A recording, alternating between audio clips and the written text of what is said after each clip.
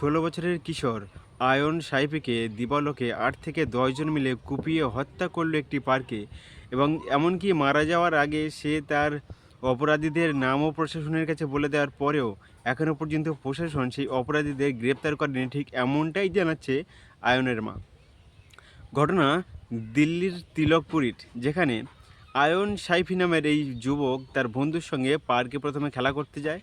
খেলা করতে গেলে 8 থেকে 10 জন প্রায় 30 থেকে 35 বছরের মানুষ তার উপরে ছুরির আঘাত করে, একাধিকবার তাকে তেড়ে তেড়ে ছুরির আঘাত করে, যার ফলে সে আহত অবস্থায় হসপিটালে ভর্তি হয় এবং হসপিটালে ভর্তি হওয়ার আগে সে তার অপরাধীদের নাম বলে দেয় প্রশাসনের কাছে, কিন্তু এখনও পর্যন্ত প্রশাসন তাদের বিরুদ্ধে কোনো পদক্ষেপ নেয়নি। আয়নের মার দাবি, পাড়ার একটি অন্য মানুষের সঙ্গে বিবাদের জেরে এই ঘটনার সূত্রপাত হয়, যার শিকার এই আয়ন সাইফিকে হতে হয়। এই আয়ন সাইফির সাথে এর আগেও তাকে বহুবার মুল্লা কাঠমুল্লা বলে একাধিকবার তার উপরে আক্রমণের হুমকিও দেয়। আয়ন সাইফির পরিবার একাধিকবার পুলিশে কমপ্লেন করার পরেও কিন্তু পুলিশ কোনো পদক্ষেপ নেয়নি। আর আজ তাকে এই দুনিয়া থেকে চলে যেতে হলো অন্য একজনের অন্য একজনের বিবাদের জেরে, শুধুমাত্র তার ধর্মীয় পরিচয়ের কারণে।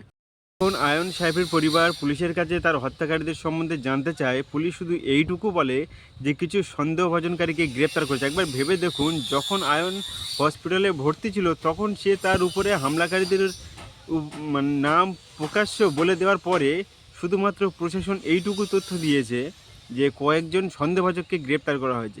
তাহলে যে সন্দেহভাজনকে গ্রেপ্তার কেন করা হয়েছে? যারা অভিযুক্ত তাদেরকে এখনও পর্যন্ত গ্রেপ্তার করা হয়নি কেন? কারণ তারা ধর্মীয় পরিচয় একটি বিশেষ সম্প্রদায়ের। একবার ভেবে দেখুন, মাত্র কয়েকদিন আগে হোলির দিনে দিল্লির তরুণকে যখন হত্যা করা হয় তখন সঙ্গে সঙ্গে বুলডোজার অ্যাকশন নেওয়া হয় অপর কাস্টের অর্থাৎ মুসলিম পরিবারের উপরে। কিন্তু এখনও পর্যন্ত পয়লামের ঘটনাটা এখনও পর্যন্ত পুলিশ শুধু এইটুকুই তথ্য দিয়েছে যে কয়েকজন সন্দেহভাজককে গ্রেপ্তার করেছে।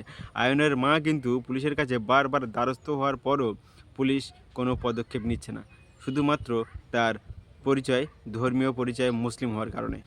এই যে তার মা এবং তার কাকার বক্তব্যটি আপনারা শুনুন। मेरा बच्चा मेरा इकलौता था, मेरा इकलौता, मेरे आगे पीछे कोई भी नहीं है।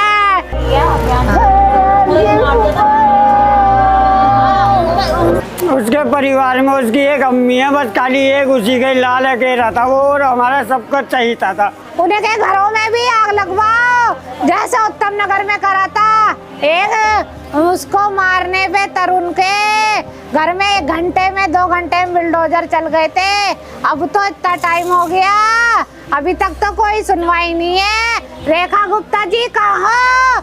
मेरी बात सुन लो, मुझे इंसाफ दिला दो।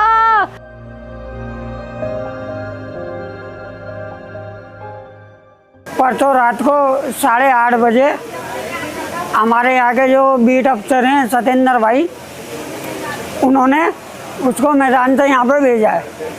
8:30 बजे वो आया है और तुरंत ही मैं ग्राउंड में बैठ के, ऑटो में बैठ के अपने 32 के ग्राउंड में उसको देख रहा था। बस खाली गया 15 मिनट में मेरे भांजे को चाकुओं से गोद गोद के उन लड़कों ने मार दिया।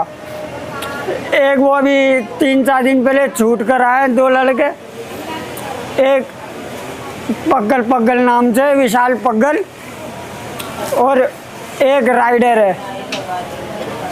पुलिस वालों ने यूँ बोला कि जी उन्हें हमने अरे